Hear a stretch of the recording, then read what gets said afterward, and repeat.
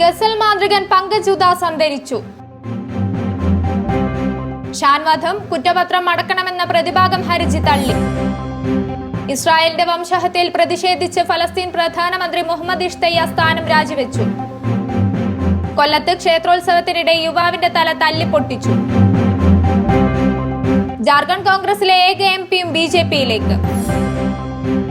അപകീർത്തികരമായ video പങ്കുവച്ചതിൽ തെറ്റുപറ്റിയെന്ന് Kejriwal supreme കോടതിയിൽ. കോൺഗ്രസിൽ വനിതകൾക്ക് സ്ഥാനമില്ല, ബിജെപിയിൽ അതല്ല സ്ഥിതിയെന്ന് പാർട്ടി വിട്ട മുൻ MLA. കെ സുധാകരനും VD സതീശനും ഒരുമിച്ചുള്ള വാർത്താ സമ്മേളനം ഒഴിവാക്കി. CMRL ഭൂപരിധി നിയമത്തിൽ ഇളവിന് മുഖ്യമന്ത്രി ഇടപെട്ടു എന്ന് മാത്യു കുഴൽനാടൻ. ഗില്ലിനും രോഹിത്തിനും അർദ്ധ സെഞ്ചുറി. 4ാം ടെസ്റ്റിൽ ഇന്ത്യക്ക് 5 വിക്കറ്റ് ജയം.